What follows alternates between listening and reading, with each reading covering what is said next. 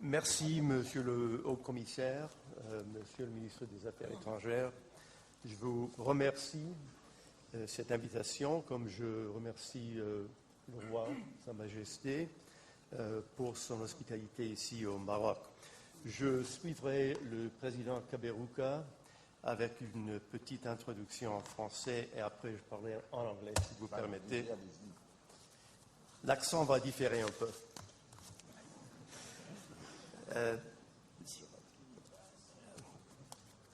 We have spoken today of industrial revolutions, transitions in economy and technology and demography, and I would like to speak just for a few minutes about the organizational revolution, because had we gathered here to discuss this subject 25 years ago or 50 years ago, I think that we would have approached these problems by attempting to establish a new Atlantic organization. This is a new century, and we are 2/3 of a century after the founding of the United Nations. The United Nations, which was, in a sense, the reflection of an era in which great organizations such as General Motors were the very forefront of modernity and industrial organization, and so we created an organization like them.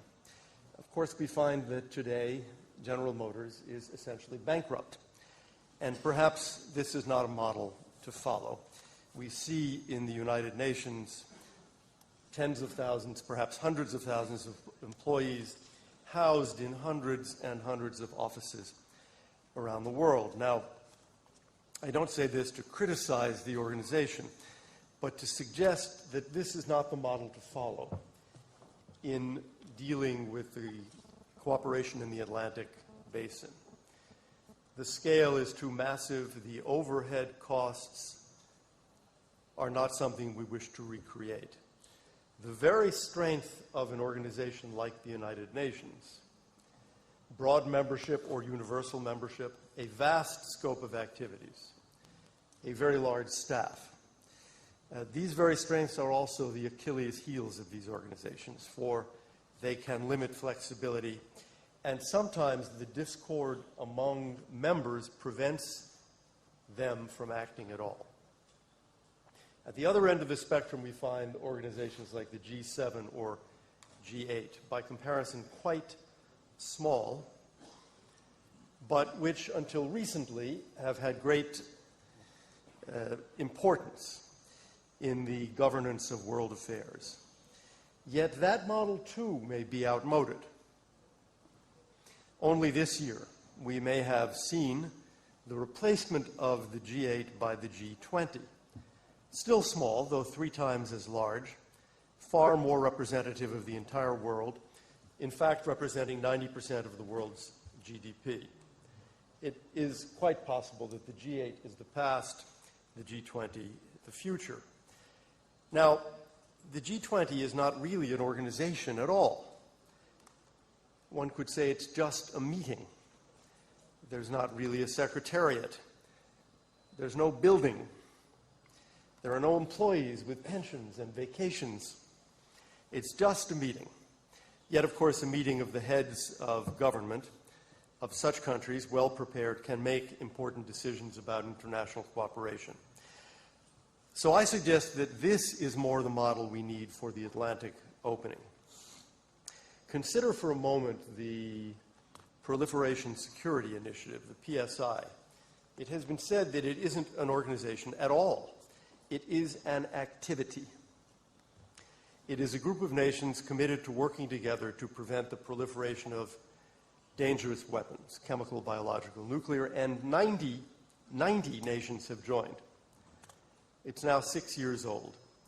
It brings together diplomacy, law enforcement, military tools, and personnel to monitor global shipping, and it uses existing authorities to intercept and seize illegal cargo.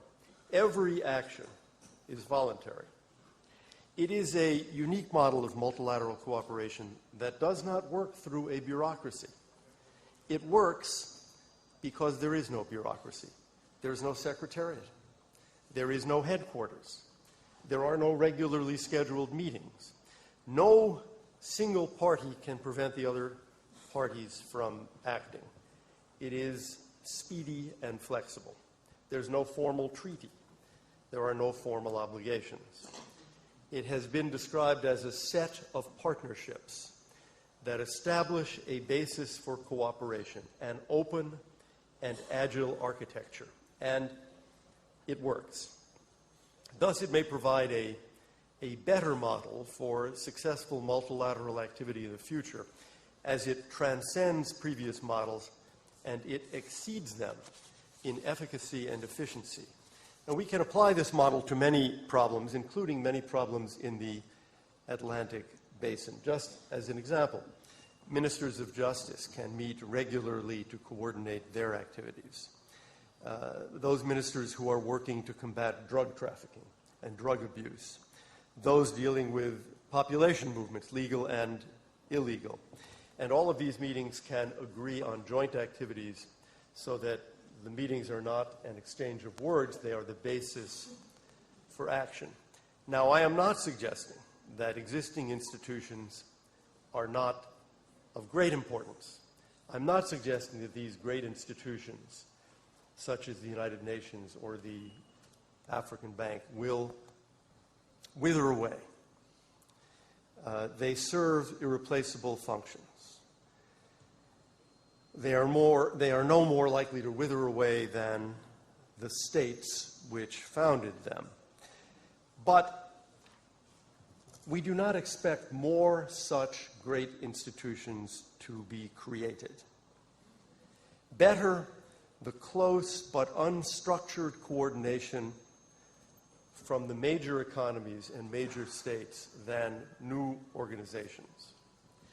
Better that national officials cooperate and coordinate based on mutual interests than new organizations that attempt to regulate across borders that may, in the end, put a straitjacket on economic and financial activities that must necessarily vary from country to country. So when we look at the Atlantic space, it seems to me that this new approach, a 21st century approach, is more apt. Common values are already widely shared in the Atlantic space. There is considerable common activity here. What is needed is flexible cooperation in the economic, security, and social areas, and this will best be achieved in flexible forms of association among the relevant officials. Perhaps one way to put it is that we need structure, but we do not need new structures. That is, new organizations and bureaucracies will not help. The way forward is organized cooperation. Thank you.